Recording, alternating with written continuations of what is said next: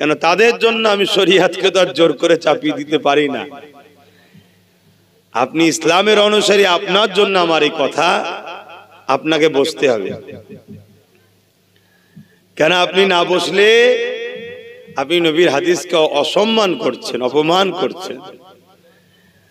তাহলে আপনি মুখে দাবি করছেন আমি হুজুরের উম্মত, আর কাজ করবেন ভুল, এটা তো উচিত না।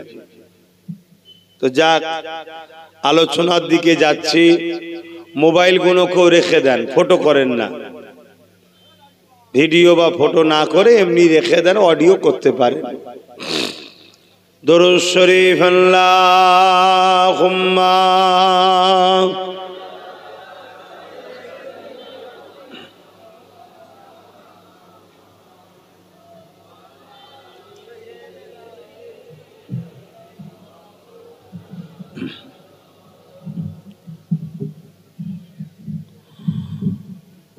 أعوذ بالله من الشيطان الرجيم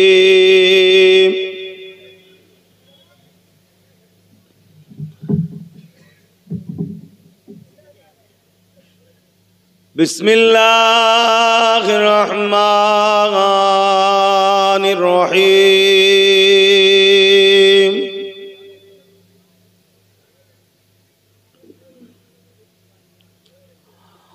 الحمد لله الحمد لله نحمده ونستعينه ونستغفره ونؤمن به ونتوكل عليه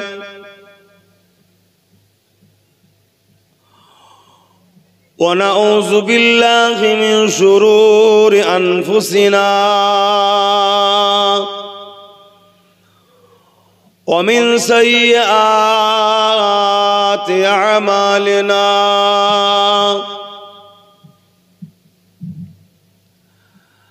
من يهدي الله فلا مضل له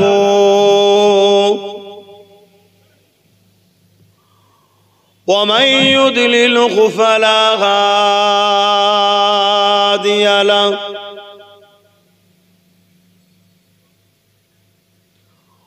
ونشهد أن لا إله إلا الله وحده لا شريك له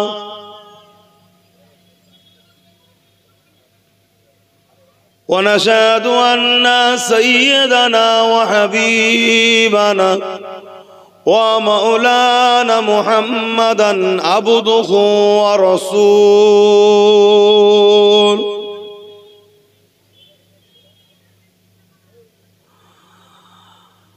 أما بعد فيا أيها الحاضرون رحمكم الله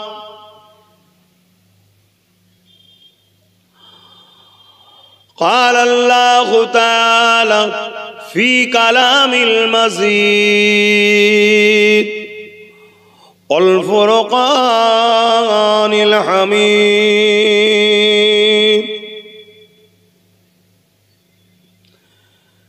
إن الله وملائكته يصلون على النبي يا أيها الذين آمنوا صلوا عليه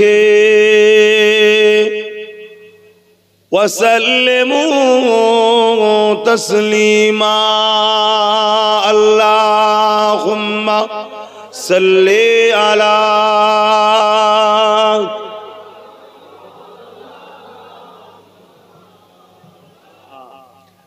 আমার দয়ান নবীর গায়েতে নূরের বদনেতে মশা মাছি কিছুই বসতো না। বলুন সুবহানাল্লাহ। আরো জোরে বললেন না? কোথায় আমরা আর কোথায় হুজুর?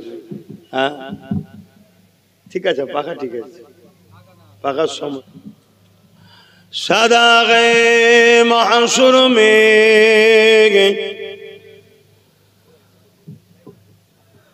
लब्बाई लब्बाई जहां उम्मतों ने पुकारा मुहम्मद,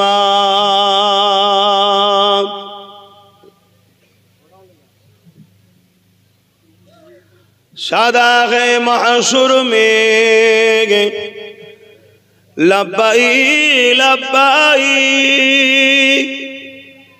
जहां उम्मतों ने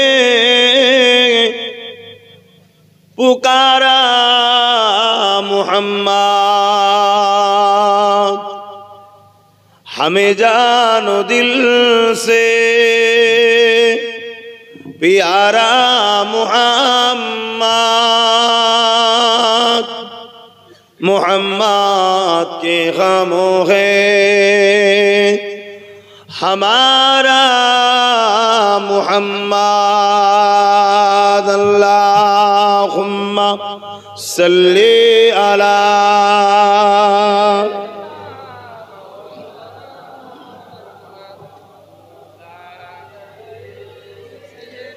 বক্সে একটু সামান্য ভাষা, বক্সটা সামান্য। अल्लाहुम्मा सल्ली अला।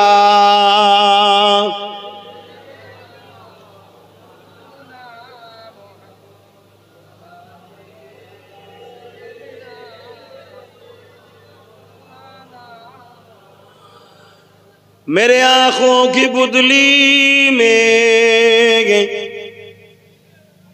जलवा मुहम्मद का,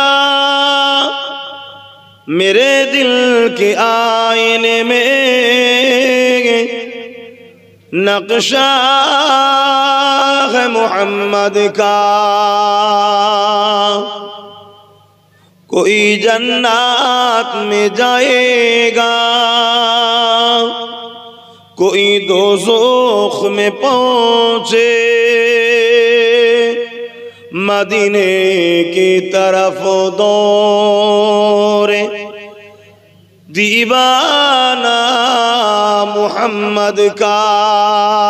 अल्लाहुम्मा सल्ली अला।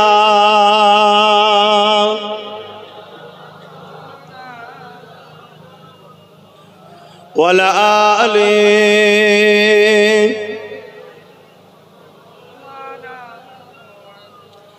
कलमे ला इलाहा इल्लल्लाह, ला इलाहा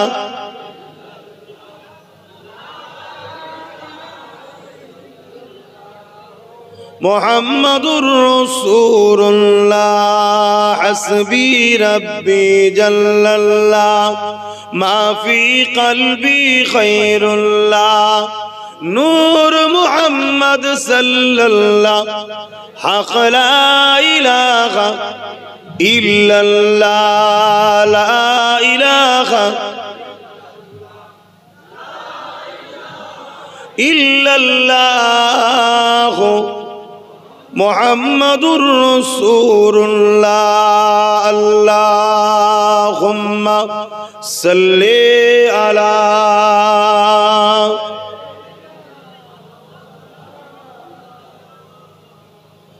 वला आले।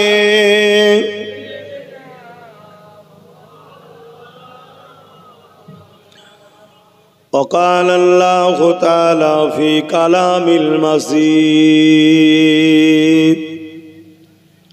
अल फ़ुरक़ानिल हमीद। वक़ाल अन्नबिय्यु सल्लल्लाहु अलैहि वसल्लम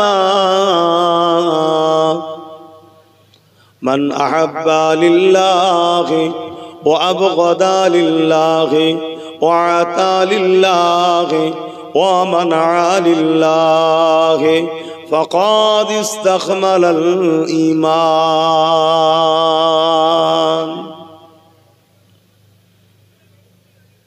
उपस्थित आमार आब्बा जानेरा,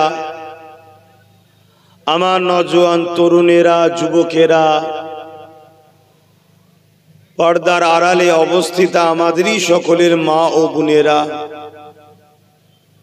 সম্মানীয় উলামা হযরত, হাফেজে কোরআন, নামাজি, মুত্তাকি, পরহেজগার ইমাম সাহেবগণেরা, বিশেষ করে আমাদের নতুন প্রজন্ম ছোট ছোট বাবুরা, আজ প্রতি বছরের ন্যায় এবছরও কোরআন সুন্নাত তথা দ্বীন ইসলামের একটা আলোচনা সভা আপনারা আয়োজন করেছেন। কয়েক বছর ধরে আমি পরপরই আসছি, আবার আল্লাহ পাক এই বছরে নিয়ে আসলেন। এক এক বছর এসেছি, এক একটা বিষয়ের ওপরে আল্লাহ যতটুকু যা বলিয়েছেন বলেছি, কিন্তু এবছরে আমরা বড় বেদনা ভরা দিল নিয়ে, বুক নিয়ে আমরা সবাই ঘুরছি। আমরা সবাই দুঃখিত, মর্মাহত, আমরা সবাই আজকে কষ্টের মধ্যে আছি। আমরা বলতে শুধু মুসলমান নয়, প্রত্যেকটা মানবতা প্রেমিক আজকে তারা কষ্টের মধ্যে আছে। এক একজন এক একটা সমস্যা নিয়ে ভুগছে ঠিকই, কিন্তু সবার সমস্যা একটাই সমস্যা, আমার দেশের সংবিধানটা ধ্বংস হতে চলেছে। এজন্য আমরা পুরো দেশবাসী যারা দেশকে ভালোবাসি সবাই কিন্তু দুঃখে আছি। তবে কারো একটু বেশি, কারো একটু কম। যেমন আমাদের সংবিধান যেমন যেচ্ছে একটা দুঃখ, পাশাপাশি আবার আমাদের ধর্মীয় স্বাধীনতার উপরে হস্তক্ষেপ করা হচ্ছে, এটা আমাদের জন্য আরো একটা দুঃখ। তবে এই বিষয়কে সামনে রেখে আমি আপনাদের কাছে সংক্ষেপে কিছু ইসলামের হিস্টোরি আপনাদেরকে শোনাবো। হাজার হাজার বছরের পিছনের কিছু কথা, যে কোনো কোরআন দ্বারা প্রমাণিত এবং পৃথিবীর বড় বড় মনীষীদের দ্বারা লিপিবদ্ধ হয়ে আছে। এমন অনেক হিস্ট্রি আপনাদেরকে তার মধ্যে থেকে কিছু কথা শোনাবার চেষ্টা করব।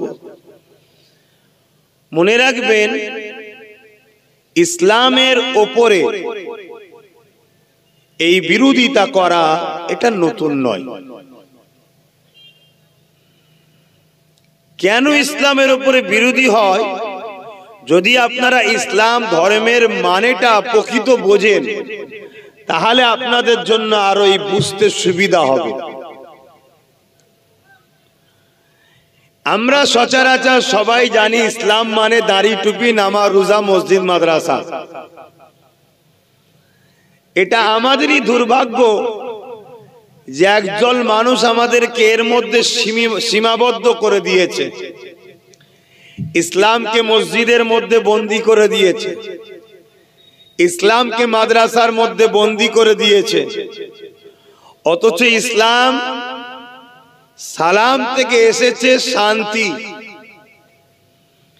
এক কথাই, কুনতুম খায়রা উম্মাতিন উখরিজাত লিন-নাস তা'মুরুনা বিল মা'রুফ ওয়া তানহাউনা আনিল মুনকার। ইসলামের কাজ হলো দুটো, অন্যায়কে মেটাও, ন্যায় প্রতিষ্ঠিত করো। জোরে বলুন সুবহানাল্লাহ। ইসলাম অন্যায়ের বিরুদ্ধে, ন্যায়ের পক্ষে। ইসলাম গরিবের পক্ষে, মজলুমের পক্ষে, অত্যাচারীদের বিরুদ্ধে। অত্যাচার যদি শাসকও হয়, ইসলাম তারও বিরুদ্ধে। অত্যাচারে যদি মুসলিম দাবিদার হয়, ইসলাম তারও বিরুদ্ধে। অত্যাচারে যদি ইসলামের লেবাসে আলেম উলামাও হয়, তারও বিরুদ্ধে ইসলাম। ইসলাম সর্বসময় ন্যায়ের পক্ষে, অন্যায়ের বিরুদ্ধে। ইসলামটা কি? এই দুনিয়ার জিন্দেগিতে কল্যাণ ও আখিরাতের জিন্দেগির কামিয়াবির রাস্তা হলো ইসলাম। জোরে বলুন সুবহানাল্লাহ। আমরা ইসলাম বলতে দাড়ি টুপি নামাজ রোজার মধ্যে সীমাবদ্ধ করে দিয়েছি। অথচ আমার দয়ার নবীর কাছে এক অমুসলিম ইহুদি ধর্মের মানুষ এসে জিজ্ঞাসা করছে, ইসলামের সব থেকে ভালো কাজ কি? আল্লাহ নবী বললেন, ক্ষুধার্ত মানুষকে খানা খাওয়ানো। জোরে বলুন সুবহানাল্লাহ। তাহলে ইসলাম ক্ষুধার্ত মানুষকে খানা খাওয়াবার নাম। সে ক্ষুধার্ত যদি অমুসলিমও হয় তাকেও খানা খাওয়াবার নাম ইসলাম। ইসলাম বস্ত্রহীনকে বস্ত্র দিবার নাম। ইসলাম অন্নহীনকে অন্ন দিবার নাম। ইসলাম মুসলিমের পাশে দাঁড়িয়ে জালিমের বিরুদ্ধে লড়াই করার নাম। ইসলাম এতিমের অধিকার দিবার নাম। ইসলাম বিধবার মর্যাদা অধিকার দিবার নাম। ইসলাম নারীদের সম্মান মর্যাদা অধিকার দিবার নাম। ইসলাম মা বাপের সম্মান দিবার নাম। ইসলাম বড়দের সম্মান ছোটদের স্নেহ করার নাম। ইসলাম সম্প্রীতির নাম। ইসলাম ভ্রাতৃত্বের নাম। ইসলাম মানব বন্ধনের নাম। ইসলাম ইনসানিয়াতের নাম। ইসলাম ন্যায় প্রতিষ্ঠিতর নাম। ইসলাম সমাজের দুর্নীতি মুক্ত সমাজ গড়ার নাম। নেশা মুক্ত সমাজ গড়ার নাম। লুট মুক্ত সমাজ গড়ার নাম। চোর মুক্ত সমাজ গড়ার নাম। দুর্নীতি মুক্ত সমাজ গড়ার নাম। হাত্তাকে যেমন ইসলামে নামাজ আছে, রোজা আছে, হজ আছে, দাড়ি আছে, টুপি আছে, ঠিক তেমন ইসলাম নিজের রাষ্ট্রকে সার্বভৌমত্বকে নিরাপদে রাখারও নাম ইসলাম। জোরে বলুন সুবহানাল্লাহ। আরো জোরে বলুন সুবহানাল্লাহ। কিন্তু আজ আমরা নিজেরাই বড় বড় রশি দিয়ে ইসলামকে বেঁধে ফেলেছি। মসজিদ থেকে বেরোবি না, মাদ্রাসা থেকে বেরোবি না, এর মধ্যেই থাক। সংসার জীবনে আমাদের ইসলাম নাই, সামাজিক জীবনে ইসলাম নাই, অর্থনীতি জীবনে ইসলাম নাই, রাষ্ট্রীয় জীবনে ইসলাম নাই, পারিবারিক জীবনে ইসলাম নাই, রাজনীতির জীবনে ইসলাম নাই। তাই তো আমাদের দুর্দশা খারাপ। ইসলাম কি? এই পৃথিবীতে ১৫০০ বছর আগে আমার নূর নবী দয়ান নবী এসেছিলেন। যখন এসেছিলেন এই পৃথিবীতে মানুষগুলো সব মানবরূপী পশু হয়ে গিয়েছিল। যার জোর তার লুট, খুন খারাপি, দাঙ্গা ফাসাদ, মা বাপের উপরে জুলুম, রেপ, নারীদেরকে জ্যান্ত পুঁতে দেওয়া, নকল খোদার উপাসনা করা, ৩৬০টা প্রভু বানিয়ে কাবায় সেই প্রভুকে খুশি করার জন্য বাচ্চাদেরকে হত্যা করা, যত বুরাই কর্মকাণ্ডতে পৃথিবী ছেয়ে গিয়েছিল, ওই বুরাইগুলোকে মিটিয়ে পৃথিবীর মানুষকে হাসি ফুটিয়েছে। এটাই হলো হুজুরের ইসলাম। জোরে বলুন সুবহানাল্লাহ। নামাজ তো ব্যক্তি জীবনের ইসলাম। আমি নামাজ পড়েছি মাগরিবের আপনার গ্রামে এসে, এই পাড়ার লোকের কি উপকার হলো? এই পাশের অমুসলিম ভাইদের কি উপকার হলো? আমি নামাজ পড়েছি তো। বা মুসলমান আমার পাড়ার কি উপকার হলো? আমার নামাজ বিরোধী মনে করবেন না, নাউযুবিল্লাহ। নামাজকে কেউ যদি ক্রিটিসাইজ করে ইসলাম থেকে বেরিয়ে যাবে।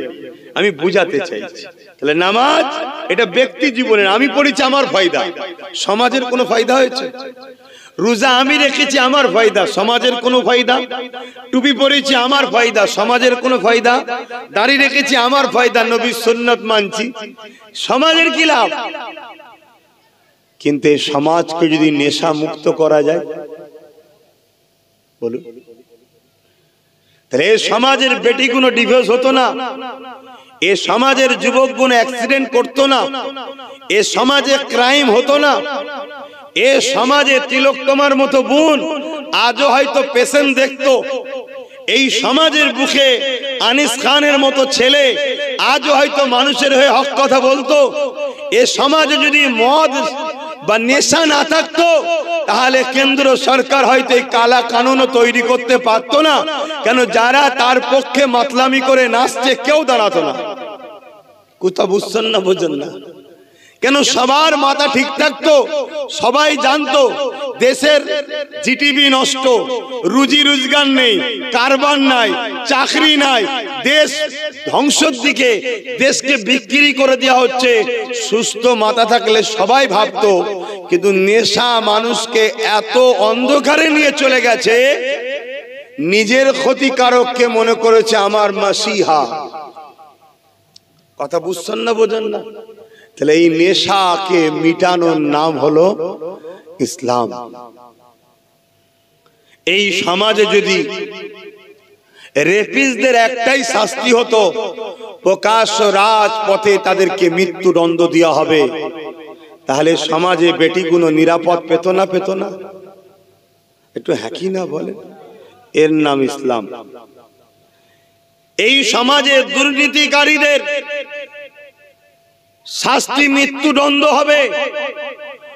যদি সমাজ ব্যবস্থা এমন থাকতো, তাহলে সমাজে কোন গরিবকে দুবেলা খাওয়ার জন্য লাইনে দাঁড়িয়ে হাত পাততে হতো না। আর এ সমাজের এক শ্রেণীর মানুষ কোটি কোটি আরব টাকার মালিক হয়ে সমাজকে যে লুটছে, দুর্নীতি করছে, এটাও করতে পারতো না। এই দুর্নীতি বন্ধ করার নাম ইসলাম। আজ থেকে ১৫০০ বছর আগে আমার নবী এসে যখনই বললেন এই অন্যায়ের বিরুদ্ধে কথা, সঙ্গে সঙ্গে আমার নবী পাকের বিরুদ্ধে তৎকালীন সময় দুর্নীতিবাজ নেতা আবু জেল, উতবা, সাইবা, আবু লাহাব, আবু সুফিয়ান, এরা সব আমার নবীর বিরুদ্ধে লেগে গেল। মনে রাখবেন, যুগে যুগে ইসলামের বিরুদ্ধে দুই শ্রেণীর মানুষ চরম ভাবে লেগেছে। নাম্বার 1 হলো জালিম, অত্যাচারী, দুর্নীতিবাজ শাসক। জালিম, অত্যাচারী, চরিত্রহীন, বদমাই, লম্পট, ফ্যাসিস্টবাদ চিন্তা করা শাসক, এরা আমার ইসলামের বিরুদ্ধে যুগে যুগে লেগেছে। আলহামদুলিল্লাহ, যুগে যুগেই আল্লাহ এদেরকে মিটিয়েছে। ইসলাম মানুষের কাছে আরো প্রিয় হয়েছে। জোরে বলুন সুবহানাল্লাহ। কেন এরা বিরোধী করে? কেন? এই জালিম শাসকদের কাজ হলো সমাজের মানুষকে গরিব বানাও, ভিক্ষা দাও আর গোলাম বানিয়ে রাখো। আমি যা বলবো তাই, আমার দাস দাসী হয়ে থাক, আমার গোলাম হয়ে থাক, আমার কৃতদাস হয়ে থাক। আর ইসলাম কি বলছে? দাসত্ব প্রথাকে ভেঙে চুরমার করে দাও, মানুষকে দাসত্বের হাত থেকে বাঁচিয়ে আজাদ করে দাও। জোরে বলুন সুবহানাল্লাহ। তাই দুষ্টু মাইন্ডেড, চরিত্রহীন, জালিম, অত্যাচারী শাসক যারাই, তারাই জানে ইসলামের আলো যদি জনগণ পেয়ে যায়, তাহলে এরা সংগঠিত হবে, অন্যায়ের বিরুদ্ধে বলবে, জুলুমের বিরুদ্ধে বলবে, দাসত্ব প্রথা ভাঙার জন্য বলবে, গরিবের পক্ষে দাঁড়াবে, বিধবার পক্ষে দাঁড়াবে, মজলুমের পক্ষে দাঁড়াবে। সে মজলুম যদি অন্য সম্প্রদায়ের হয়, ইসলামের অনুসারী তার পাশেও দাঁড়াবে। তাই ইসলামের আলোকে নিভিয়ে দাও, ইসলামকে মিটিয়ে দাও, ইসলামকে বন্ধ করে দাও। ইসলামের আলো যখন পাবে না, এই মুসলমান গুলোকে দিয়েই জুলুম করাবো, এই মুসলমান গুলোকে দিয়েই অত্যাচার করাবো, এই মুসলমান গুলোকে দিয়েই সমাজে গুন্ডাগিরি, লুট, দাঙ্গা করাবো। আজকে সেটা ঘটছে না? ঘটেনি কেন? আমাদের থেকে ইসলামকে নিয়ে গিয়ে মসজিদ মাদ্রাসার মধ্যে কিছু মোল্লা মৌলভী সাহেবরা তালা মেরে রেখে দিয়েছে। আমার কথা খারাপ লাগছে? এবার এই যে কথাটা বললাম কিছু, এই কথাটাকে নোট করে দেখবেন, আমাকে নেটে গাল দেয়। কেন? যারা এই কাজে নেমেছে যে মুসলমানকে শুধু বুঝাও, ও অন্যায়ের প্রতিবাদ করতে হবে না, গা ভেসিয়ে চলো, যা হচ্ছে ডাল ভাত খাও, অন্যায় হচ্ছে হোক গে যাক, তুমি আল্লাহ আল্লাহ করো। এই মাইন্ড যারা তৈরি করেছে, তারা কোটি কোটি টাকা পায় ভাড়াটিয়া। এদেরকে নাবিয়েছে ইসলামের দুশ্মনেরা। তারা তখন দেখছে যে কথাটা তো সত্য হচ্ছে, আমরা ধরা পড়ে যাব, তাই তারা তখন আমার সমালোচনা করে, গাল দেয়, মা তুলে গাল দেয়, বাপ তুলে গাল দেয়। সেদিন দেখলেন না কলকাতায় মুখ ভর্তি দাঁড়িয়ে মাথায় টুপি, দেখেছেন কি কেউ? হ্যাঁ কি না বলেন? কারা কারা দেখেছেন একটু হাত তুলে সাক্ষী দেন। আমার বাপ মা তুলে গাল দিচ্ছে না, দেয় না? দেখেছেন না কলকাতায়? কি অপরাধ করেছি আমি, কি অন্যায় করেছি?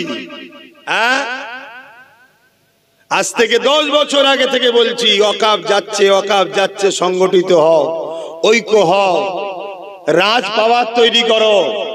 কেন আইন যারা তৈরি করে, আইনকে কাটতে গেলে আইনেরই শক্তির দরকার আছে।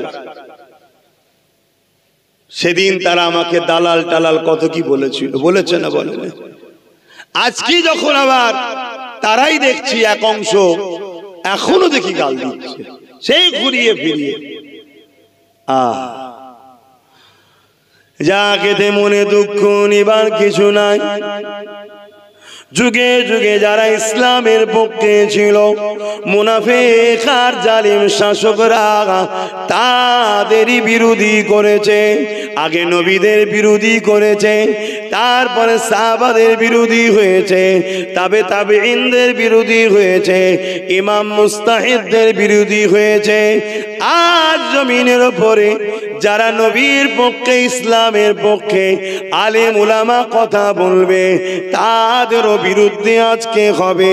কেননা জালিম শাসক চায় ইসলামের পক্ষে যেন মানুষ কথা না বলে, গরিবের পক্ষে যেন মানুষ না কথা বলে, মুসলিমের পক্ষে মানুষ যেন না কথা বলে, অসহায়ের পক্ষে মানুষ যেন না কথা বলে।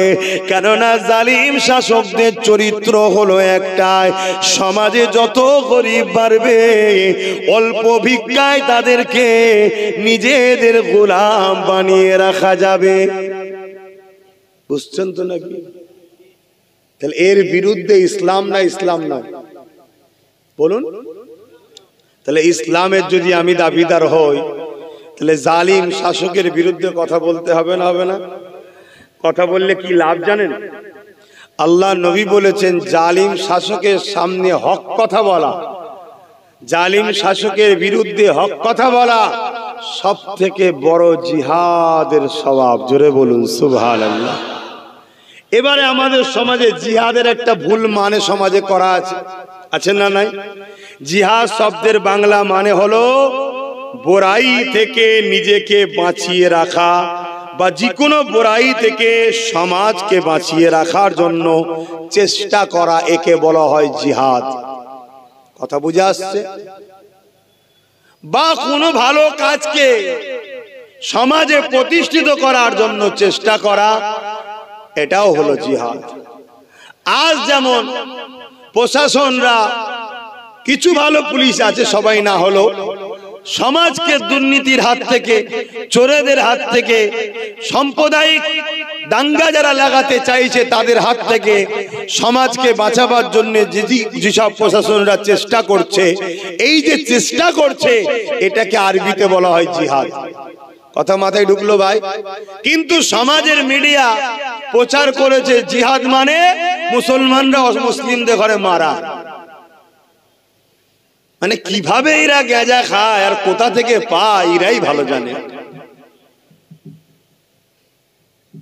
বুঝছেন তো নাকি? অসুবিধা হচ্ছে? তাহলে নাম্বার 1 ইসলামের দুশমন চিনতে পারলাম, জালিম অত্যাচারী শাসক। আজকের দিনও পৃথিবী জুড়ে যারা জালিম অত্যাচারী শাসক আছে তারা ইসলামের বিরোধী করছে। যেমন আমার দেশে জালিম অত্যাচারী শাসক ইসলামের বিরোধী করছে। কেন বিরোধী করছে?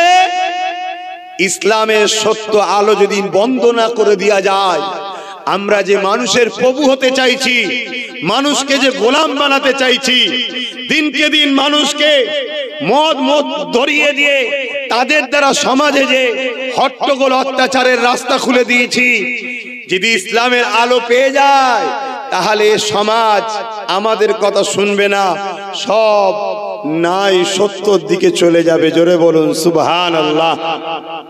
আপনি মিডিয়া খুলুন, মিডিয়া খুলে দেখুন, গত 2 দিন আগে দেখছিলাম এই ভারতবর্ষেরই কেন্দ্রে যে সরকার আছে সেই সরকারেরই একটা দলের কার্যকর্তা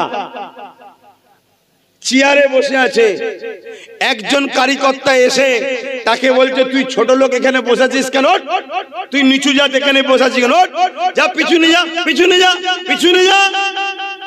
কি বুঝছেন?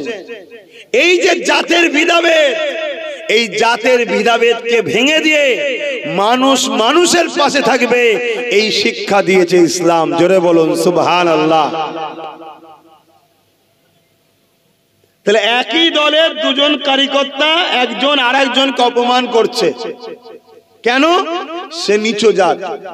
আর আমি আপনাদের বলছি, আপনাদের প্রতিবেশী যারা এসটি এসসি আছে তাদের সঙ্গে বন্ধুত্ব করুন, তাদেরকে বুঝান, ভাই তোমার ধর্ম তোমার কাছে, আমার ধর্ম আমার কাছে, আমি ধর্ম নিয়ে তোমার সঙ্গে আলোচনা করতে আসিনি, আর তোমার আমার কাছে ধর্ম নিয়ে আলোচনা করতে আসবে না। তোমার ধর্মগুরু তোমার থাক, আমার ধর্মগুরু আমার থাক।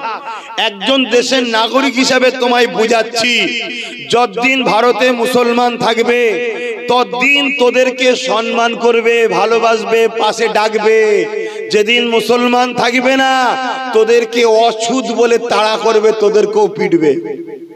কিছু বুঝছেন না, বোঝেন না? তাহলে এইভাবে একমুঠো হওয়া দরকার আছে না নাই? এটা কি কে বুঝাবে?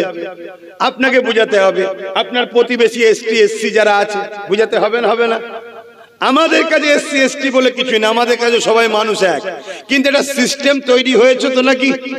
সেটা বুঝাবার জন্য আপনাদের বললাম যে ভাই রে, যতদিন মুসলমান আছে আমাদের পিছনে তোদেরকে লাগাবে বলে তোদেরকে হাওয়া দিচ্ছে। মনে রাখবি, যেদিন আমাদেরকে শেষ করে দিতে পারবে সেদিন তোমাদের ঘরেও অছুত বলা হবে। অলরেডি উত্তরপ্রদেশে যেমন বলা হচ্ছে। কি বলা হচ্ছে? ঘোড়া করে বিয়ে করতে গেছে, ঘোড়া করে বিয়ে করতে গেছে, তাকে পিটিয়ে মেরে ফেলেছে। কেন? সে দলিত ঘরের ছেলে। তুই ঘোড়ার পিঠে উঠবি কেন? তুই নিচু জাত না? এই যে উঁচু জাত নিচু জাত বৈষম্য তৈরি করা, এটাকে গরিবের নওয়াজ ভারতবর্ষে ভেঙে দিয়েছে। জোরে বলুন সুবহানাল্লাহ। রাগটা কোথায় বুঝতে পারছেন তো নাকি? আমরা মানুষকে বুকেলি, ওর কি ধর্মের পরিচয় ওটাও সিনার কাছে, আমার কি ধর্মের পরিচয় ওটা আমার ব্যাপার। কিন্তু ও মানুষ, আমিও মানুষ, ওর প্রথম বাবা যে, আমারও প্রথম বাবা সে, সবাই হলো বাপ আদম মা হাওয়ার সন্তান, সবাই হলো এক সৃষ্টিকর্তার সৃষ্টি। ওনাকেও যে খাওয়ায় আমাকেও তিনি খাওয়ায়। আকাশ থেকে পানি হলে ওনার জন্য হয়, আমার জন্য হয়। কোনো খাদ্য জমিন থেকে উঠলে ওনার জন্য হয়, আমার জন্য হয়। সমাজে হাওয়া যে অক্সিজেন চলছে ওনার জন্য সৃষ্টিকর্তা দিয়েছে, আমার জন্য দিয়েছে। অতএব সবার সৃষ্টিকর্তা যেন একজন, তাহলে আমাদের মধ্যে বৈষম্য থাকবে কেন? তোমার পছন্দ ধর্মীয় কি, তুমি তোমার টালিয়ে আছো, তুমি সৃষ্টিকর্তার কাছে জবাব দেবে। আমার কি পছন্দ, আমি আমার টেলে থাকবো, আমি জবাব দেবো। মানুষ হিসাবে দিনের শেষে আমাদের ঘরে ঐক্য হয়ে থাকতে হবে। এই ঐক্যটাকে যারা ভাঙতে চাইছে তারা কখনো ইসলামকে মেনে নিতে পারে না। কারণ ইসলাম আমাকে শিখিয়েছে বলেই তাই তো আমি বলছি ঐক্য হয়ে থাকো। আর যারা ইসলামের বিরোধী করছে, তোমাদের এই পাশে ব্যারাকপুরে রয়েছে, সে কি বলছে? খবরদার মুসলমানদের সাথে মিশবি না, মুসলমানদের সঙ্গে মিশবি না, মুসলমানদেরকে মারতে হবে, কাটতে হবে। কেন? মুসলমান কি তুমি যাকে সৃষ্টিকর্তা বলে মানো, তোমার যে সৃষ্টিকর্তা, তোমার যে সৃষ্টিকর্তা সে কি মুসলমানদের বানায়নি? মুসলমানদের আলাদা সৃষ্টিকর্তা? এই সবার সৃষ্টিকর্তা আলাদা না এক? এই কথা বলুন, একজনই তো। আজকে কি বিভাজন চলছে? এই বিভাজনকারীরা কখনো ইসলামকে অ্যাকসেপ্ট করতে পারবে না। কারণ ইসলাম থাকলেই কোন ধর্মের বোন বেটি যদি বিপদে পড়ে সবাই চুপ করে গেল, ইমানদার উলামারা কিন্তু কথা বলবে। আবার উলামাদের মধ্যে দুটো দল আছে ভাই, আমাকে বলতে হবে। আপনি যতই বলেন যে এখন বলা যাবে না, না না আমার ধর্মে এমন সিস্টেম নেই, এ দালালিমূলক কথাবার্তা, এই চিটিংবাজি কথাবার্তা। হককে হক বলতে হবে। উলামাদের মধ্যে দুটো দল আছে, একটা রাসূল বলছে উলামা, একটা খায়রুল উলামা, একটা শাররুল উলামা, একটা ভালো উলামা, একটা মন্দ উলামা। ভালো উলামাকে যে কথা বলবে আল্লাহ ও রাসূলের জন্য, জোরে বলুন সুবহানাল্লাহ। মন্দ উলামাকে যে কথা বলবে দুনিয়া তাকুদি শক্তিকে খুশি করার জন্য। এক কথাতে উত্তর দিলাম, কথা বুঝে আসছে তো নাকি? বেছে নিতে হবে, না হয় আগামী দিন আরো বড় বিপদে পড়তে হবে। এ নওজোয়ান তরুণেরা, বাপেরা, যুগে যুগে ইসলামের বিরোধী জালিম সন্ত্রাস আবু জেহেল এর মতো, ফেরাউনের মতো, নমরুদের মতো, সাদ্দাদের মতো যারা ছিল যুগে যুগে বিরোধী করেছে, আজও বিরোধী হতে লেগেছে। তবে মনে রাখবেন, সেদিনে যারা বিরোধী করেছিল আল্লাহ তাদেরকে মিটিয়ে দিয়েছে। ইসলামের ঝান্ডা পৃথিবীর জমিনে আজও পর পর করে উঠতে লেগেছে। শুধু এমনটা নয় যে আমেরিকা চেয়েছিল আমেরিকা থেকে ইসলামকে মুছে দেবো, ওই বুশ চেয়েছিল আমেরিকাতে ইসলামকে রাখবো না। আমার আল্লাহ পাক তিনি এত ক্ষমতাবান, সাইয়ুন কদির, ওই বুশেরই কন্যাকে ইমানের কলেমা পড়িয়ে দিয়ে কোরআনের হাফেজা বানিয়ে দিয়েছে। শুধু এটা নয় যে ইউরোপ দুনিয়া ইসলামকে মিটাবার জন্য কত লাখো লাখো এতিম বাচ্চাদেরকে, কত লাখো লাখো বাচ্চাদের উপরে বোম চার্জ করে হত্যা করছে। আজও প্যালেস্তাইনে 40,000-এর উপরে নিরীহ বাচ্চাকে হত্যা করেছে। একটা 3-3.5 বছরের কন্যা সন্তানকে এমন করে প্যালেস্তাইনের জমিনে 300-র উপরে গুলি করে তাকে মেরেছে। 3-3.5 বছরের বাচ্চা, তাকে গুলি করছে কত? 300-র উপরে গুলি করছে। তাহলে বলুন, সেই বাচ্চার শরীরটা কোনো কিছু আছে? কেন এইটুকু বাচ্চার উপরে এত রাগ কেন? কি জন্য রাগ? না আগামী দিন কানা দাজ্জাল আসবে, পুরো পৃথিবীর লোককে সে তার গোলাম বানাবে। আর মুসলমান যদি থাকে দাজ্জালের বিরুদ্ধেও তারা সংগ্রাম করবে। দাজ্জালের হাত থেকে মুসলিম মানুষগুলোকে বাঁচাবার জন্য মুসলিম উলামারা তারা যুদ্ধ পর্যন্ত করবে। জোরে বলুন সুবহানাল্লাহ। অতএব ছোট ছোট বাচ্চাদেরকেও বাঁচতে দেওয়া যাবে না। তাহলে আমাদের লড়াইটা কোথায়? আমরা গরিবকে আজাদ করতে চাই, মানুষের চোখের পানি মুছতে চাই, মানুষের উপরে জুলুম হচ্ছে জালিমদের হাত থেকে মানুষকে বাঁচাতে চাই। আর দুনিয়ার এক শ্রেণীর মানুষ কি চাইছে? আমরা ক্ষমতার জোরে মানুষের প্রভু হব, গরিব মানুষগুলো আমাদের কাছে এসে মাথা নত করবে, আমরা ভিক্ষা দেবো, তারা খাবে, গরিবের বেটিগুলো আমাদের ভোগের পাত্রী হবে, যা খুশি করব, কোনো বিচার হবে না।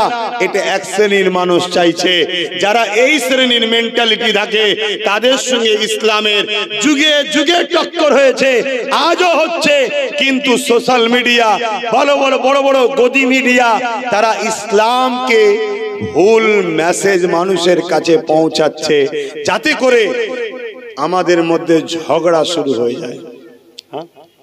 বাপেরা, নওজোয়ান তরুণেরা, আল্লাহ নবী 1000 বছর আগে যখন দুনিয়া জমিনে এসেছিলেন, ঈসা আলাইহিস সালাম চলে যাবার পর এই পৃথিবীর মানুষগুলোকে কেউ না সত্য, ইনসাফ, ইনসানিয়াতের কথা, এক কথায় সুরুষ্টার কথা কেউ প্রচার আর করার ছিল না।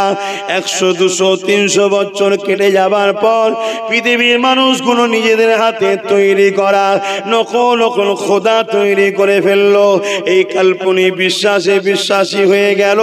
সমাজে ক্ষমতাশালীরা তাদের খোদা সেজে বসে গেল, মানুষগুলোকে কৃতদাস দাসী বানিয়ে দিল, জেন্ত নারীগুলোকে পুঁতে দিতে লাগলো। এমনকি রোমের মতো জমিনেতে গরিবদের কোমরে বেল লাগিয়ে বাজারে নিলামে তোলা হতো, কিনা বেচা হতো। এ যুবকেরা, তরুণেরা, বাপেরা, যেমন আমার দেশে এনআরসির নামে ডিটেনশন ক্যাম্প করতে চাইছে, এই ডিটেনশন ক্যাম্পটা মূলত কি? ওই ক্যাম্পে গরিবের ছেলে মেয়েদের ঘরে নিজে বন্দি করা হবে, ওখানেই তারা থাকবে, ওখানেই সংসার হবে, ওখানেই ছেলেপুলি হবে, ওখানেই সংসার জীবন করবে।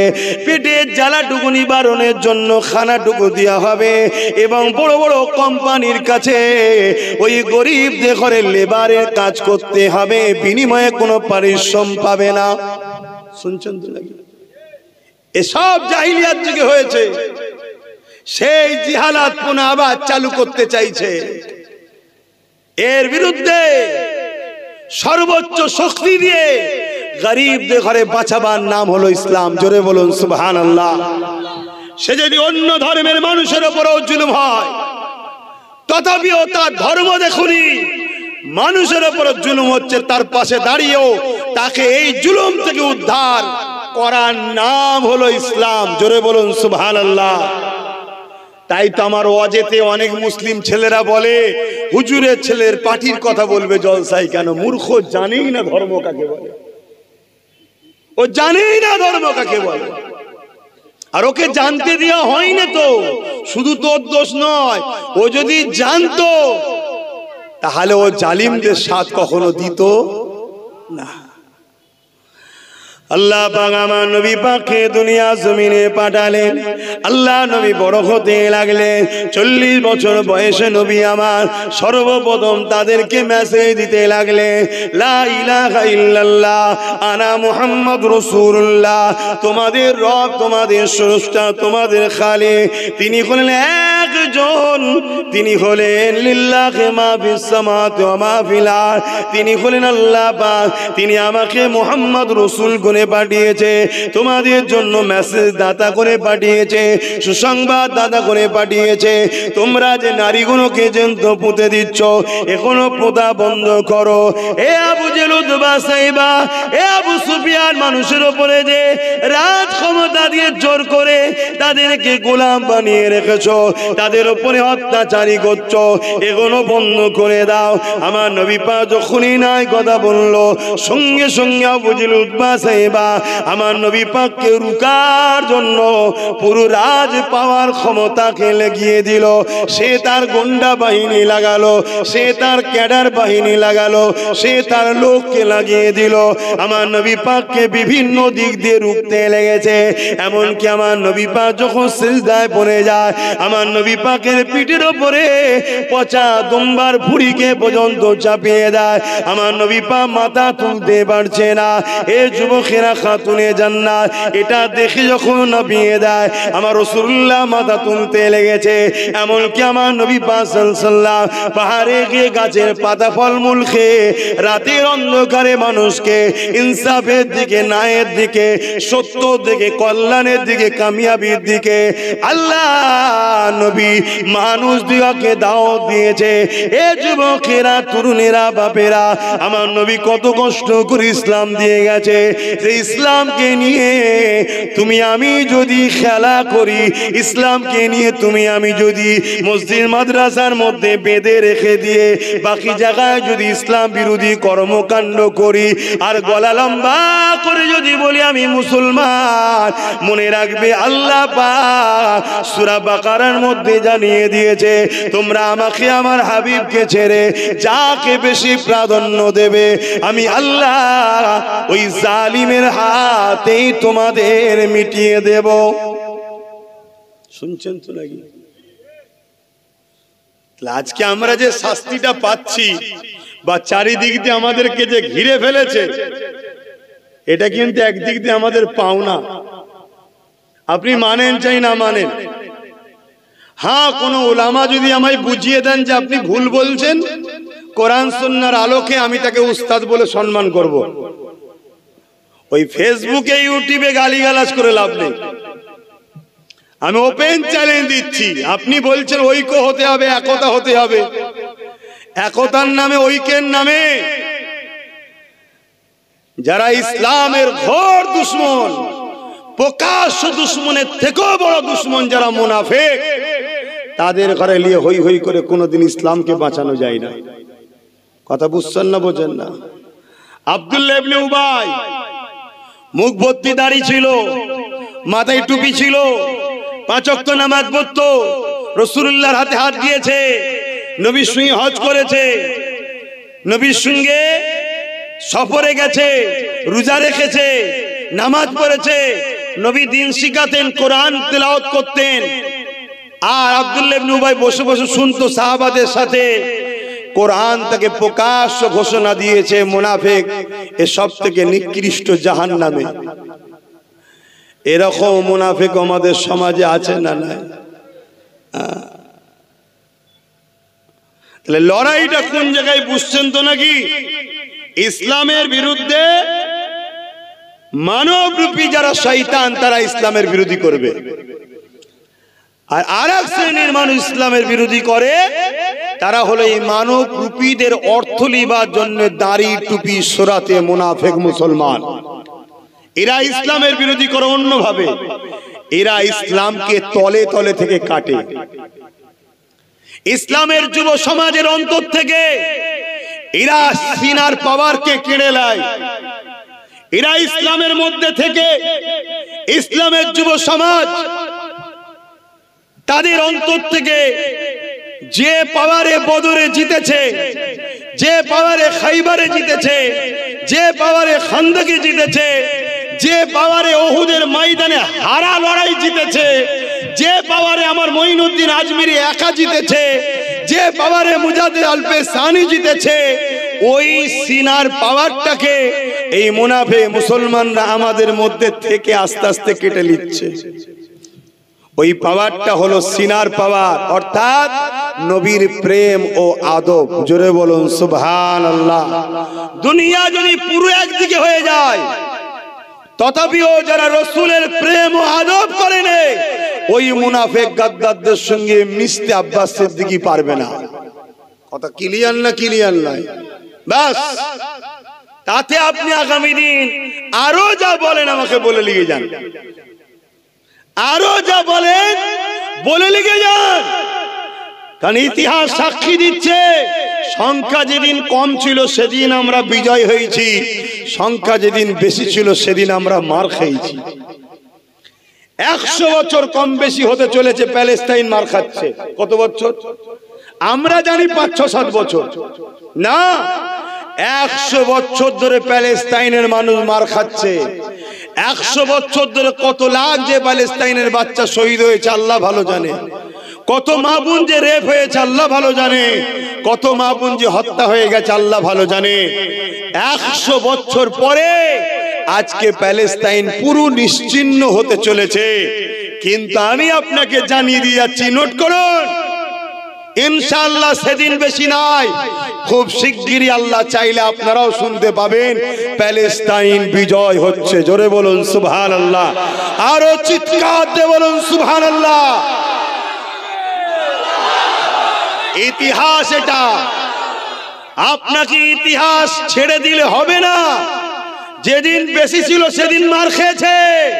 কেন মার খেয়েছে একটু বলে দিই, শুনেলেন? হযরতে নবী লূত আলাইহিস সালামকে আল্লাহ বলেছিলেন 80,000 লোক মারবো। কত হাজার? তার মধ্যে 40,000 ভালো, 40,000 খারাপ। হযরতে নবী লূত আলাইহিস সালাম আল্লাহকে বলছেন, আল্লাহ খারাপ মানুষগুলো অন্যায় করেছে, পাপ করেছে, মার খাবে স্বাভাবিক, ভালো লোকগুলোকে কেন মারবেন আল্লাহ? আল্লাহ বলছেন ভালো লোকগুলো খারাপ লোকের প্রতিবাদ করে না, ওদের সঙ্গে মেশে কেন? মাথায় ঢুকছে কথা?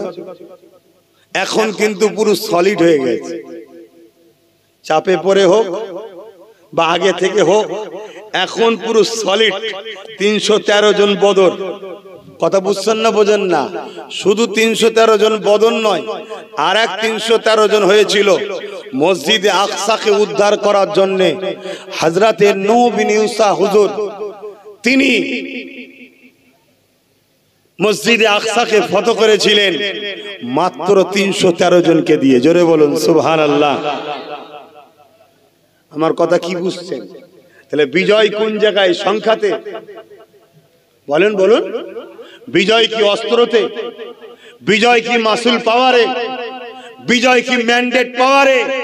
বিজয় কি মানি পাওয়ারে? বিজয় কি ম্যান পাওয়ারে? বিজয় কি পারমাণবিক শক্তিতে? না বন্ধু না। বিজয়ের ফয়সালা জমিনে হয় না, আসমানে হয়। বিজয় হয় সিনার পাওয়ারে, আর সিনার পাওয়ার হলো মুহাম্মদ রাসূলের আদব ও প্রেমের নাম। জোরে বলুন সুবহানাল্লাহ, আরো চিৎকার দিয়ে বলুন সুবহানাল্লাহ। আমার মসজিদ, আমার মাদ্রাসা আজকে আইন তৈরি হয়েছে, তাই তো নাকি? সবার বুকে ব্যথা, ঠিক না? সবার বুকে ব্যথা হওয়াটা স্বাভাবিক, কিন্তু এই মসজিদ মাদ্রাসা তিলে তিলে তিলে তিলে এই ভারতবর্ষে 50-60 বছর ধরে বেউজ্জতি হচ্ছে না হয়নি? মসজিদের সম্পদ, মসজিদের কমিটির অনেক জায়গায় লুটে খাই না কথা বলো। মাদ্রাসার সম্পদ অনেক জায়গায় মুসলমানরা লুটে পুটে খায় না। এই ওয়াকফ সম্পদ 77 বছর ধরে বিভিন্ন রাজনীতির দলের ছায়া থাকায় মুনাফিক মুসলমানরা দখল করে খাচ্ছে না খায়নি। আল্লাহ পাক এমন জালিমকে বসিয়ে দিয়েছে, একেবারে লিখে লিখছে। শুনছেন না শোনেন না? এবারে আপনি যদি বলেন আমি কি করব, আল্লাহ বলবে আই জাহান্নামে যা। তাহলে কি করতে হবে? ওই জালিমের হাত থেকে তোকে কাটতে হবে। ও আল্লাহ, এ তো অনেক বড় শক্ত কাজ, যখন নরম ছিল তখন করিসনি কেন? কথা কিছু মাথায় ঢুকছে? এ তো পরীক্ষা শুরু হয়েছে। এবারে প্রেমের এক্সাম দাও, প্রেমের ইমতিহান দাও, প্রেমের পরীক্ষা দাও। এ পরীক্ষায় তোমার জীবন লাগলে জীবন, মাল লাগলে মাল, রক্ত লাগলে রক্ত, যা লাগলে দিতে হবে। পারছি না বললে তো হবে না। কেন? যখন সময় ছিল তুই গাফলতি করেছিস, যখন সময় ছিল টিপে ধরলি হয়তো পেয়ে যেতিস, তখন তুই গাফলতি করেছিলিস। এখন তোকে তো বাপ এবারে, তখন হয়তো চর্চাপরের বিনিময়ে তুই সাকসেসফুল হতিস, এবারে জীবনের বিনিময়ে আমার মসজিদকে উদ্ধার তোদের করতেই হবে। এটা প্রেমের পরীক্ষা। আমার ওয়াজ কি ভুল লাগছে নাকি আপনাদের? কেন? আমি ছোট মানুষ তো, বুঝি কম হয়তো। তবে মনে রাখি, এটা আল্লাহ যখন কাউকে দেয় তারা ছোট বড়র ব্যাপার থাকে না। আল্লাহ যদি কাউকে দেয় তাকে ছোট বড়র ব্যাপার থাকে না। আমি নিজেও বলছি, আমি পুরো বাংলার বাইরে, ভারতের বিভিন্ন রাজ্যে এবং ভারতের বাইরে যেখানেই যাই, আমি নিজে 100 বার স্বীকার করি, আজকেও স্বীকার করছি, এই যে আলোচনা করি, এই যে ওয়াজ করি, এই যে মানুষের গ্যাদারিং হয়, এই যে মানুষ ভালোবাসে, আল্লাহর জাত পাকের কসম করে বলছি, যার কুদরতি হাতে আব্বাস সিদ্দিকীর জান আছে, 1 চারানা পয়সা আমার কোনো কৃতিত্ব নয়। এসব কিছু কৃতিত্ব হলো মদিনাওয়ালার গোলামি করি, তাই আল্লাহ আমাকে শান ইজ্জত দিয়েছে। এটা মদিনাওয়ালার অবদান। জোরে বলুন সুবহানাল্লাহ, আরো জোরে বলুন সুবহানাল্লাহ।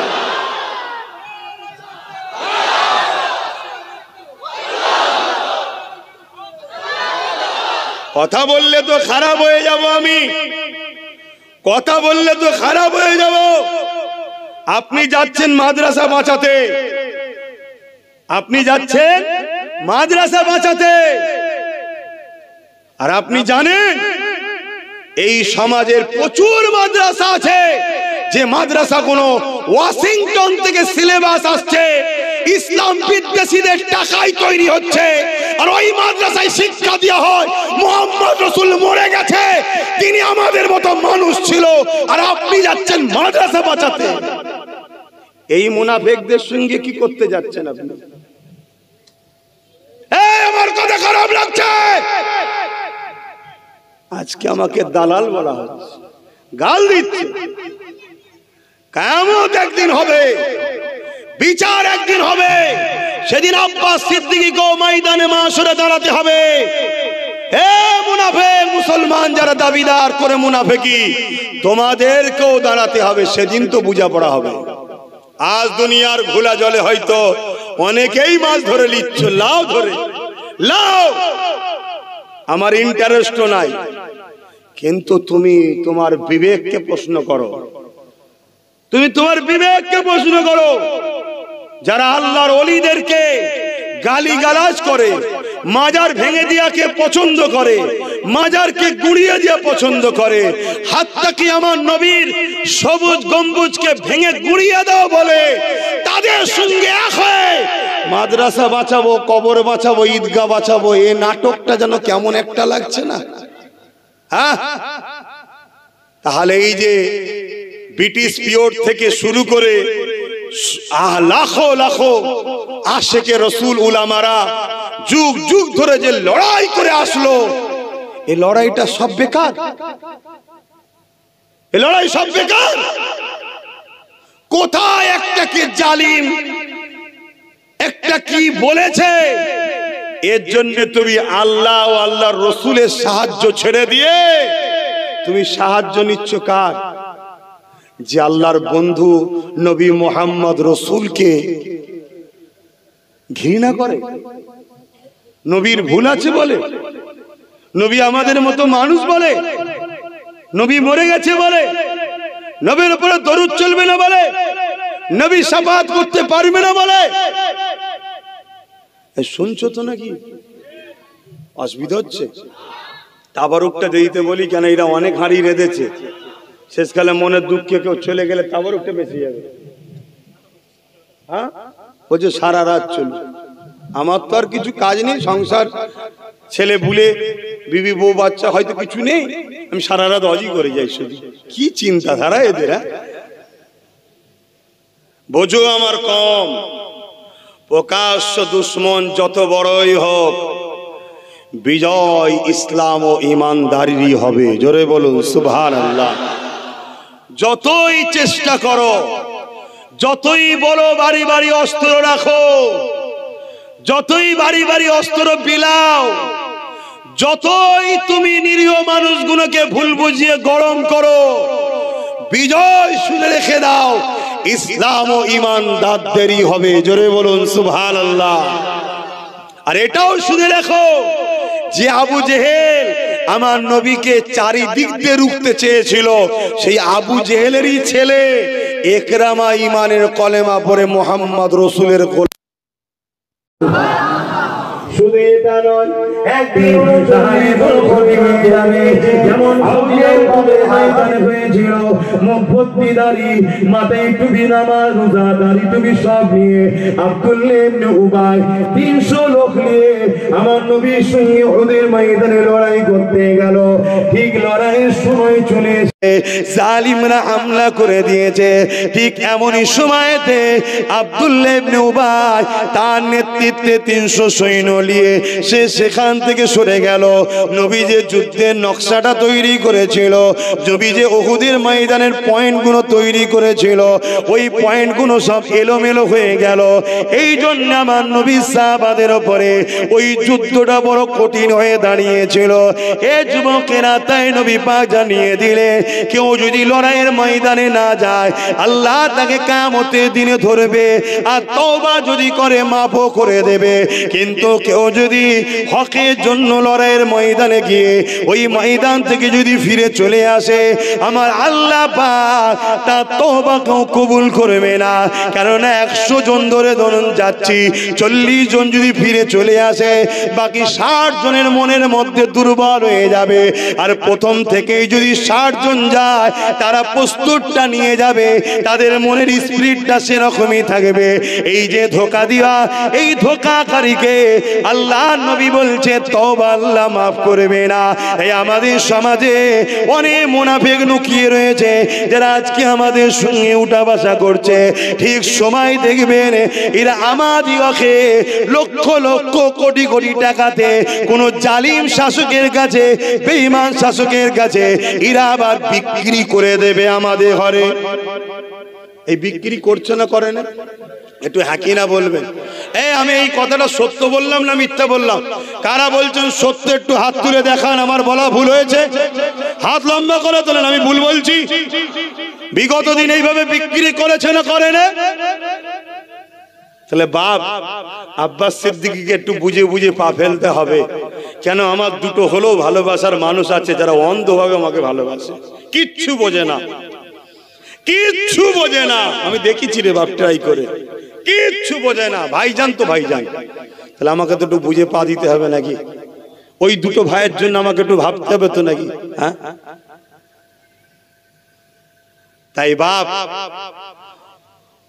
মুনাফিক ইসলামের জন্য কত ক্ষতিকারক আমার রাসূল নিজেও বলেছে। আমার বড় ভয় হয় আমার উম্মতকে প্রকাশ্য দুশমনরা মিটাতে পারবে না, আমার উম্মতকে আখিরি জামানায় মুনাফিকরা মিটিয়ে দেবে।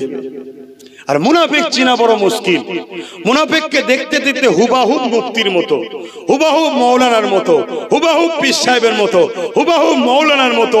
টুপিও আছে, দাড়িও আছে, নামাজও আছে, রোজাও আছে, হজও আছে, যাকাতও আছে, দানও আছে। সুবহানাল্লাহ সুবহানাল্লাহ, আলহামদুলিল্লাহ, আসসালামু আলাইকুম, ওয়া আলাইকুম সালাম, কথাই কথা আস্তাগফিরুল্লাহ, সুবহানাল্লাহ, দেখলে মনে হবে ফেরেশতা নেমেছে। শুনছেন তো নাকি? তাহলে মুনাফিক চিনবেন কি করে? চিনার উপায় বলে যাচ্ছি। মুনাফিকের দিলে আমার রসুল ও আহলে রসুলরা নাই। শুনছেন তো নাকি? দিলে নাই, মুখে থাকে, মুখে থাকে, মুখে মোহাম্মদ রসুল বলতে হয়, নাই অসুবিধা আছে তো, কিন্তু জায়গা তৈরি করে লিবার পর আস্তে আস্তে বলে ঠিক আছে, উনিও মানুষ আমিও মানুষ, ওনারও ভুল ছিল, এসে আস্তে আস্তে বিষ ঢুকায়। এগুলো হচ্ছে কি? মুনাফিক। কেন এই বিষটা ঢুকাচ্ছে? এই কথা যে মুসলমান মেনে নেবে সঙ্গে সঙ্গে সে বেঈমান কাফের হয়ে যাবে, তার সিনার পাওয়ার শেষ, তার সিনার পাওয়ার শেষ।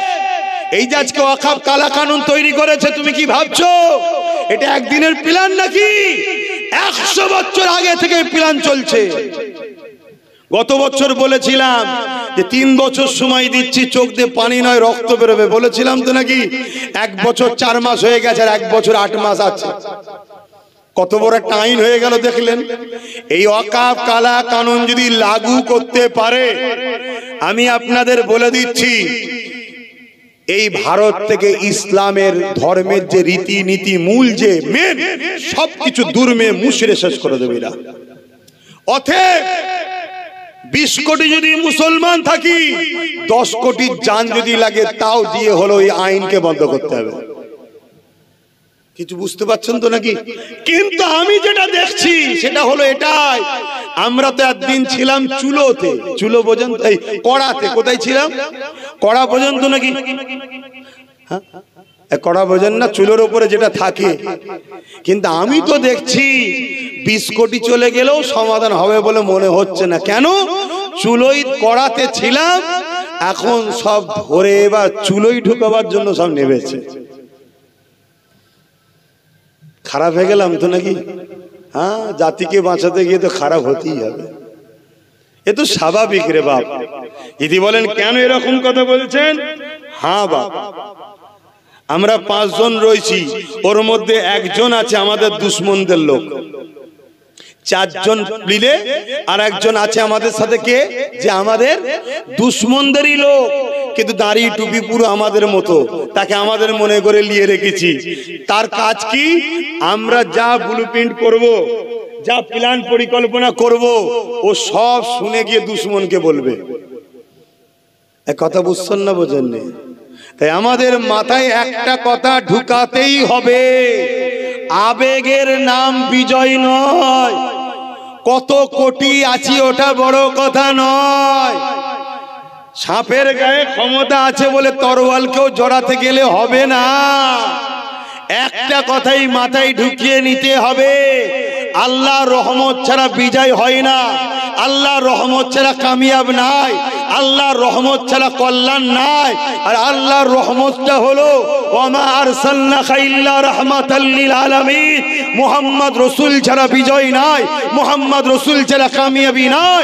এই জাত দিলে নবী নাই, তাকে সাথে নিলেও চলবে না। আমার কথায় কি একমত হতে পারছেন? সে আপনার সঙ্গে আমার জুজিয়াত মসলা ঝগড়া থাকতে পারে, মসজিদের ভেতরে আজান দেবো না বাইরে দেবো, খাবার আগে নুন খাবো না খাওয়ার পরে খাবো, পানি আগে খাবো না পরে খাবো, দস্তখান বিচে কি বলে ওই খাবার পরে মিষ্টি খাবো কি খাবো না, সূরা ফাতিহা খাবার আগে ফাতিহা শরীফ করব, খাবার সামনে নিয়ে না হাঁড়িতে থাকবে এখানে ফাতিহা করে নেবো। এসব জুজিয়াত মসলা তোমার সঙ্গে আমার থাকতেই পারে, এটা ফ্যাক্ট নয়। জুজিয়াত মসলা ঝগড়াটা ফ্যাক্ট নয়। কথা মাথায় ঢুকছে তো নাকি?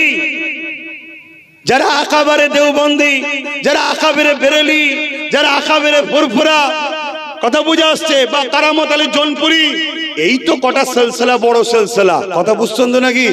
ইনাদের সঙ্গে আমাদের মসলা কিন্তু জুজিয়াত ঝগড়া, আকীদাগত ঝগড়া নেই, জুজিয়াত ঝগড়া। আর জুজিয়াত বিষয়টা এমন কিছু ফ্যাক্ট নয়, ওটা কোনো ফ্যাক্টই নয়। কথা বুঝে আসছে তো নাকি? কে নাভির নিচে হাত বাঁধে, কে ওপরে হাত বাঁধে, এটা কোনো ফ্যাক্ট নয়। কেউ আমিন আসতে বলে, কেউ জোরে বলে, এটা কোনো ঝগড়া নয়। তোমার ইমাম যেটা বলে তুমি করছো, আমার ইমাম যেটা বলে আমি করছি। ঝগড়াটা হলো আমার নবীকে যারা ছোট করে ও আহলে রসুলদের সমালোচনা করে। এ সমাজে বহুত মুসলমান আছে যারা এজিদের গুণ গায়, হোসাইনকে আসামি বলে। আমি কি ভুল বলছি? একটু আওয়াজ দাও, ভুল বলছি? তারা 0.5% নয় এই সমাজে। এ সমাজে তারা আজকে 0.5% নয়, আটার মধ্যে নুন দিয়া পরিমাণও নয়। অথচ তাদেরকে নিয়ে হুড়োহুড়ি করে আগামী দিন নবী প্রেমিকের গলায় আর গোস্তাকে রসুলের হাত একসাথে জড়িয়ে দিবার পরিকল্পনা। এর পিছনে আমারও মনে হচ্ছে ইহুদি খ্রিস্টান ইসলামের দুশ্মনদের ষড়যন্ত্র আছে। কি গো, আমার কথায় বেজার হচ্ছে না আপনারা? আমার মনে হচ্ছে বেজার হচ্ছে না। আমি অজ করবো না। আমি যখন খারাপ আমি ঘরেই থাকি, তোমরা ভালো গুণ সব ভালো লে থাকো। আসেন, আমি সংক্ষেপ করছি, সালাম দেবো, দোয়া করে দেবো। আপনাদেরকে জোর করে লাভ নেই, কেন তাবারুক রয়েছে। রেডি তো তাবারুক? হ্যাঁ, তাবারুক রয়েছে, আপনাদের ঘরে দিয়ে দিই। আমি আল্লাহর জাত পাকের কসম করে বলছি, পুরো দাদা হুজুরের ভক্ত মুরিদ, পুরো বাংলার মুসলমান যদি আমাকে বাদ দিয়ে দেয়, আমি আপনাদের থেকে সরে যেতে রাজি আছি, কিন্তু আমার হুজুরের দুশ্মনের সঙ্গে মিশতে আমি রাজি নয়। তাতে আপনারা আমাকে যা খুশি বলে লিখে যান, যা খুশি বলবে যান, আমার দেখার দরকার নেই। আমার আল্লাহ তিনি আমার জন্য যথেষ্ট। হাসবুনাল্লাহ ওয়া নি'মাল ওয়াকিল, নি'মাল মাওলা ওয়া নি'মান নাসির। আসুন আমরা সকলে একটু সালাত ও সালাম পড়ব। ইয়া নবী সালাম।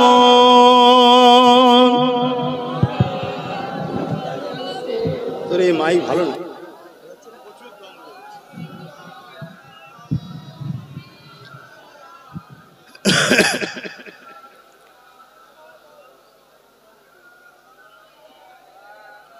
এই যে সালাম দাঁড়িয়ে দিয়া বসে দেওয়া, এটা নিয়ে কিন্তু আমাদের কোনো ঝগড়া নয়।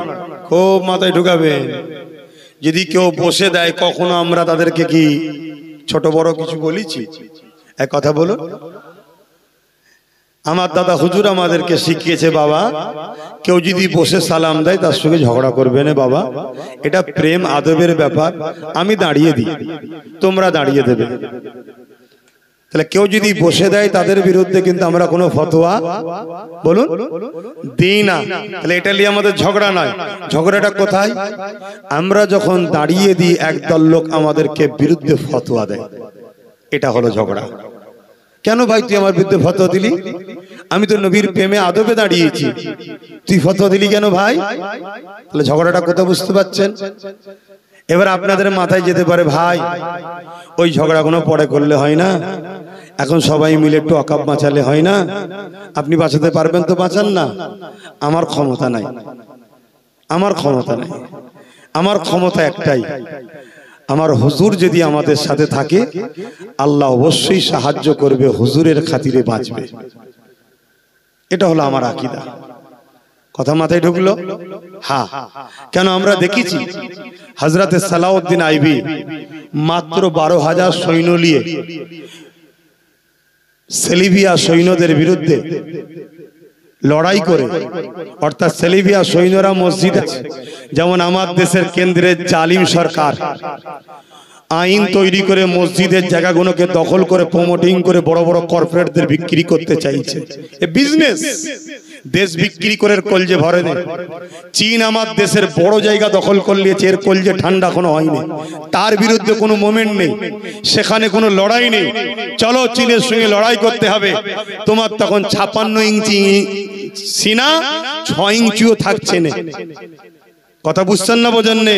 আরে তুমি যদি নাওই পারো, তুমি একবার এলান করে দেখোই না, দেশের জন্য মুসলিম ইমানদার উলামাদের ঘরে বলো না যে তোমাদেরকে সম্পূর্ণ পাওয়ার দিচ্ছি, চীন যতটুকু জায়গা নিয়েছে একটু উদ্ধার করে দাও। আল্লাহর জাত পাকের কসম করে বলছি, হযরত আব্দুল আজিজ মুহাদ্দিস দেহলভী যখন আওয়াজ দিয়েছিলেন এ উলামারা রাস্তায় নামো, ব্রিটিশ তাড়াতেই হবে, ব্রিটিশ থরথর করে কেঁপে গিয়েছিল। জোরে বলুন সুবহানাল্লাহ। আমরা সেই ইমানদারের পাওয়ার এটাই, সেদিকে কোনো গুরুত্ব নাই, সেদিকে কোনো খেয়াল নাই। ইনার খেয়াল দেশ বিক্রি করতে হবে, রেল বিক্রি করে দিয়েছে, এয়ারপোর্ট বিক্রি করে দিয়েছে, সব একটার পর একটা বিক্রি করে দিচ্ছে। আমার কত কষ্ট পেচ্ছেন নাকি? দেশে আগে গরিব ছিল 50 কোটি, ইনার দয়াতে ইনি যতদিন এসেছে 14 থেকে, এখন দেশের গরিব হচ্ছে কম বেশি 100 কোটি গরিব হয়ে গেছে। শুনছেন তো নাকি? তাহলে কত ভালো কাজ করছে বুঝতে পারছেন না? আচ্ছা, দেশে কি 100 কোটি মুসলমান আছে? কত আছে? 20, খুব জোর 20 কোটি আছে। আরে তাদের হিসাব 20 কোটি আছে, তাহলে বাকি 80 কোটি গরিবটা কারা? এই যে 50 টাকা করে গ্যাসের দাম বেড়িয়ে দিল, এটা কি শুধু মুসলমানদের জন্য? এই যে 2 টাকা করে তেলের দাম বাড়লো মুসলমানদের জন্য, 13% তেলের কি বলে ওষুধের দাম বাড়লো মুসলমানের জন্য, পুরো দেশবাসীকে নষ্ট ভণ্ড করে ফেলছে। এবারে দেশবাসী যদি ঠান্ডা থাকে এগুলো তো বুঝবে, তাই সব সময় ধর্ম ধর্ম লাগিয়ে দাও। এরা মারপিট করুক, এরা নিজেরা মারপিট করুক, আর আমি ওই সুযোগে দেশটাকে পুরো বিক্রি করে দিয়ে আস্তে আস্তে পালাই। এমনি তো বলেছে मैं फकीर आदमी हूं झूला लेके भाग जाएंगे, বলা অভ্যাসই আছে। আমার তোমার কি হবে? কথা শুনছেন না শোনেন নে? তো সেই জায়গাতে বাপ ভাইরা এভাবে তখন তারা আজকে এই কি বলে ওয়াকাফ বিলের বিরুদ্ধে আজকে হাত তুলেছে, তাই তো নাকি? মূল লক্ষ্য কি? ভালো ভালো প্রপার্টি গুলোকে বড় বড় কোম্পানির হাতে বিক্রি করে দেবো, দিয়ে ওটাও বিক্রি করে টাকালে চলে যাবো। হয়তো আমার অন্য ধর্মের ভাইরা ভাবতে পারে যে আমাদেরটা লিখছে না। আপনারা জানেন কি জানি না, আপনারাও শুনে রাখেন, বলবেন। দুঃখ তো আমার এই জায়গায়, আন্দোলন তো অনেক হচ্ছে, এইসব কথাগুলো কেউ বলছে না। 2023-এ আদিবাসী ভাইদের জল জঙ্গলের সম্পদ বিক্রি হয়ে যাচ্ছে। এই সরকারি আইন পাস করে আদিবাসীদের জায়গায় নিয়েছে 2023-এ। শুনে রেখে দাও, জল জঙ্গলকে কেটে পুরো পরিষ্কার করে জীব জন্তু গাছপালা কেটে অক্সিজেনের সমস্যা হবে আগামী দিন। অক্সিজেন পাবেন কোথা? এই তো হায়দ্রাবাদে 400 একর জমি, মানে 1200 বিঘে গাছ কেটে জীব জন্তু কেটে সেখানে বড় বড় কোম্পানির হাতে জায়গা চলে যাচ্ছে। তাহলে 2025-এ মুসলমানদের ওয়াকাফ, এরপরে আসছে শিখ ভাইদের নেবে, তাদেরও আমাদের মতো সম্পদ আছে। খ্রিস্টানদের নেবে, তাদেরও আছে। শুনে রেখে দেন, সব থেকে বেশি যে সম্পদটা আছে হিন্দু ভাইদের দেওবত্ত সম্পদ। ইসলামী ভাষায় ওয়াকাফ, সংস্কৃতি ভাষায় হিন্দু ভাইদের দেওবত্ত সম্পদ, ওটা তাদের সম্পদ, তাদের ধর্মের মানুষেরা দিয়ে গেছে। ওয়াকাফ আমার ধর্মের মানুষরা দিয়ে গেছে। তো সব ভাইয়ের যখন ঝাড়া হয়ে যাবে, আমার হিন্দু ভাই আপনাদেরটা নেবে। কেন সরকার কিচ্ছু বোঝে না, একটা জিনিসই বোঝে, পুঁজিপতিদেরকে খুশি করো, তাদের আমি গুরু হয়ে থাকি। কথা মাথায় ঢুকছে তো নাকি? যদি এ সরকার গরিবদের কথাই বুঝতো, তাহলে ডোনাল্ড ট্রাম্প যখন আহমেদাবাদ স্টেডিয়াম উদ্বোধন করতে এসেছিল, রাস্তার দুদিকে চট দিয়ে ঘিরে দিয়েছিল। কেন? রাস্তার দুদিকে অমুসলিম গরিবদের সব বস্তি ছিল। ডোনাল্ড ট্রাম্প যেন দেখতে না পেয়ে যায়, ঘৃণা লাগছে, ঘৃণা। অতএব বুঝুন আমার বন্ধু, আমার দেশবাসী সাথী ভাইয়েরা, বুঝুন, জানুন, জানতে হবে। আবেগে হই হই করলে হবে না। 50-60 হাজার টাকা করে দিয়ে দিয়েছে, শুধু খাচ্ছে দাচ্ছে না, নাচছেন।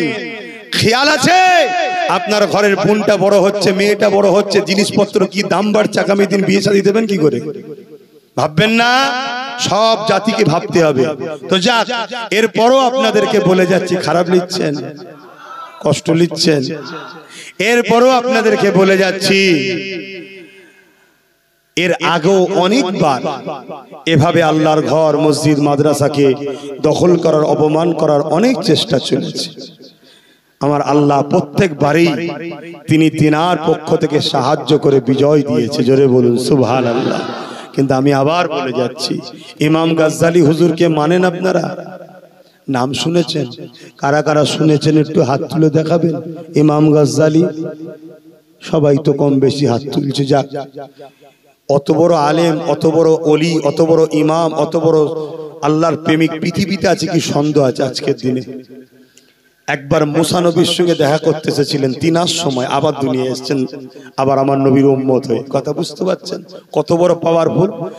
তিনার দুটো কথা বলবো সালাম দিয়ে বসার পরে, একটু মাথায় রাখবেন, তারপর বুঝবেন যে আব্বাস সিদ্দিকী ঠিক বলছে। ইয়া নবী সালাম, ইয়া রাসূল সালাম, ইয়া হাবিব সালাম।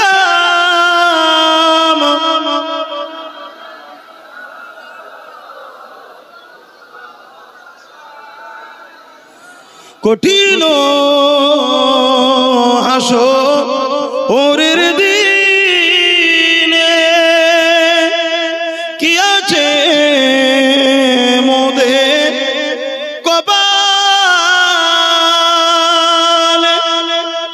গুনাহগার উম্মাত আপনার লইবেন সঙ্গে মাহশরে। নবী সালাম, ইয়া রাসূল সালাম।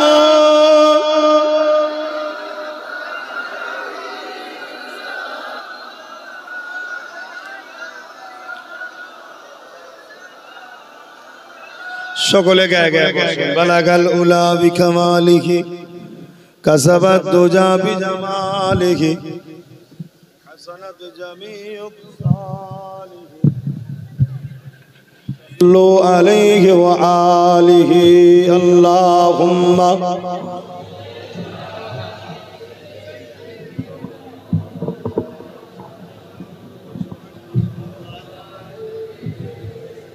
বাপজান আমার দোয়া করব, মন দিয়ে একটা কথা শুনুন। ইমাম গাজ্জালি হুজুর বলছেন, শুনছেন? খুব জোর 5টা মিনিট সময় লোক ডিস্টার্ব করবেন না।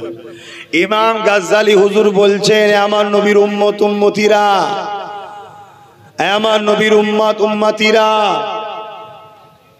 যদি বালা মুসিবত বিপদ আপদের সম্মুখীন হয়ে যাও, মনে রাখবে এই বিপদ বালা আসার কারণ হলো তোমাদের অন্তর থেকে নবীর প্রেম ও আদব কমে গেছে, তাই আল্লাহ তোমাদের উপরে নারাজ হয়ে জালিম পাঠিয়েছে, বালা পাঠিয়েছে। বুঝতে পারছেন তো নাকি? বলুন, কেন্দ্রে যে বসে আছে বালা নয়, বড় বালা। আমি ভুল বলছি নাকি? এর কারণটা কি? ইমাম গাজ্জালি হুজুর বলছেন, তোমাদের অন্তর থেকে আল্লাহ রসুলের মহব্বত কমেছে না কমেনি? খেয়াল করে দেখবেন, আমার কথা পেয়ে যাবে। ইমাম গাজ্জালি হুজুর আরো বলছে, যখন সমাজের মানুষ আমার নবীকে ওপেন বিয়াদবি করবে, ছোট বড় কথা বলবে, আর নবীর উম্মত দাবিদাররা যদি খামোশ হয়ে থাকে, তার উপযুক্ত যদি বিচার না করতে পারে, আমি ইমাম গাজ্জালি বলে যাচ্ছি, মনে রাখবে ওই উম্মতের বেটি, মেয়েরা, মায়েরা, স্ত্রীরা বাজারে নিলামে বিক্রি হবে। আপনি ভাবেন কি করে হতে পারে? আমরা কখনো করব? কে বলেছেন আপনারা করবেন? আপনাদেরকে কতল করে আপনাদের মেয়েগুলোকে বাজারে বিক্রি করা হবে। শুনছেন না শোনেন না? তাহলে আব্বাস সিদ্দিকী কত কড়া জায়গায় দাঁড়িয়ে আছে, বুঝতে পারছেন? এজন্যই বলেছিলাম চেয়ারের একটা পায়া দরকার। কেন? কেউ কিছু লড়াই করতে গেলে রাজ ক্ষমতা দ্বারাই প্রতিরোধ করা সম্ভব। তো যাক, আমি সংক্ষেপ করব। এর আগে আমি জানতে চাইছি, এই ওয়াকফ কালা কানুন বাতিল করা কি সম্ভব? কথা বলুন, সম্ভব আছে না নাই? সম্ভবের প্রসেসিংটা কি?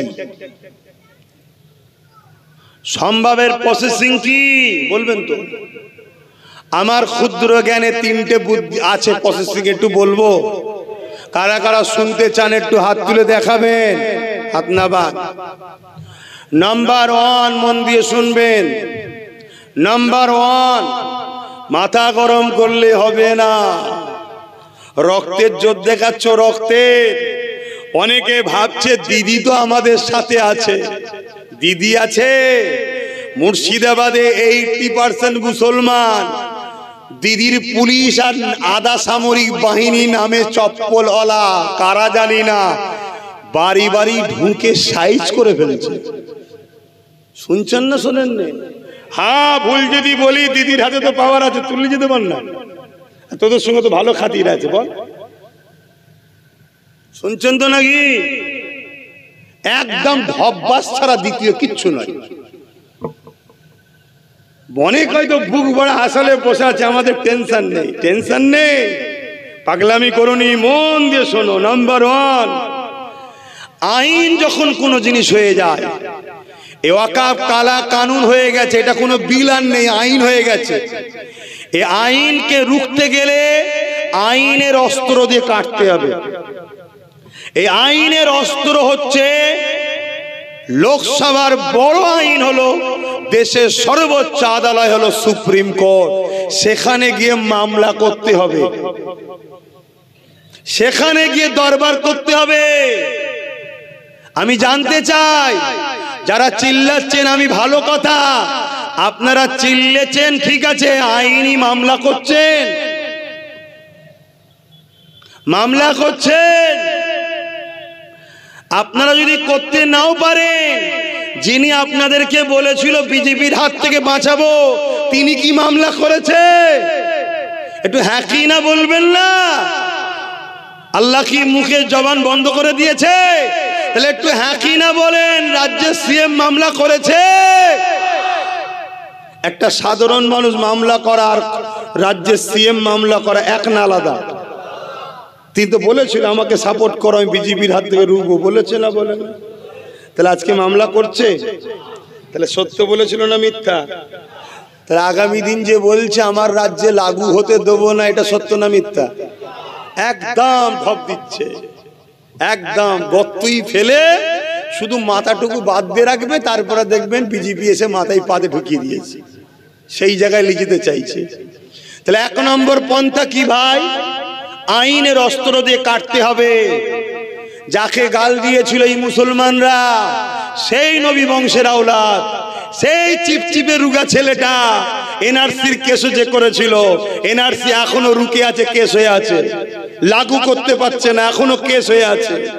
সেই বাংলার পক্ষ থেকে সেই রুগা চিপচিপে ছেলেটা, নবী বংশের ছেলে, দাদা হুজুরের আওলাদ নওশাদ সিদ্দিকী গিয়ে সুপ্রিম কোর্টে এই ওয়াকাফ কালা কানুন বাতিল করার জন্য কিন্তু কেস করে।